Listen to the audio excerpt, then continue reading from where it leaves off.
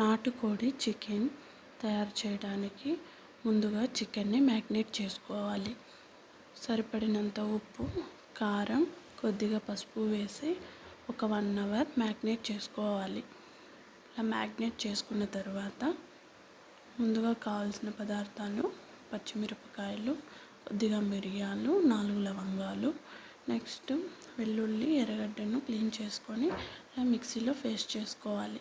తర్వాత మ్యాగ్నేట్ చేసుకున్న చికెన్ను తీసుకొని స్టవ్ పైన కుక్కర్ పెట్టుకొని అందులో కొద్దిగా ఆయిల్ వేసి ఈ మ్యాగ్నేట్ చేసుకున్న చికెన్ను కొద్దిసేపు ఫ్రై చేసుకోవాలి.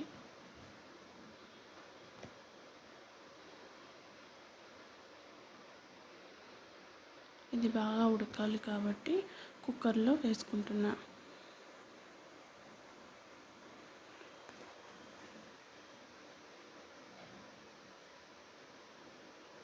నెక్స్ట్ కొద్దిగా పసుపు వేసుకొని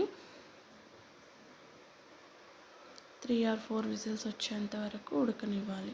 తర్వాత ప్యాన్ పెట్టుకొని ఆయిల్ వేసుకొని చెక్క, 4 లవంగాలు, ఒక ఆనియన్ను వేసి బాగా ఫ్రై చేసుకోవాలి. తర్వాత ఆనియన్స్ ఫ్రై అయినాక ముందుగా ఉడికించుకున్న చికెన్ను ప్యాన్లోకి వేసుకోవాలి. తర్వాత కరివేపాకు యాడ్ చేసుకొని ఫ్రై చేసుకోవాలి. నెక్స్ట్ ముందుగా రెడీ చేసుకున్న పేస్ట్ని ఇందులోకి యాడ్ చేసుకోవాలి.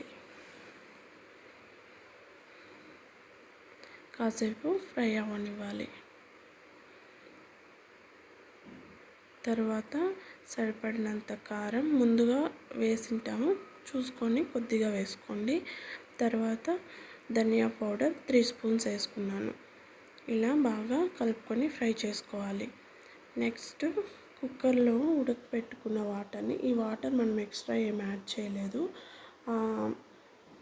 చికెన్లో ఉన్న వాటర్తోనే ఉడకపెట్టుకున్నాం. అందులోంచి ఇంత వాటర్ వచ్చింది. ఆ వాటర్ని యాడ్ చేసుకొని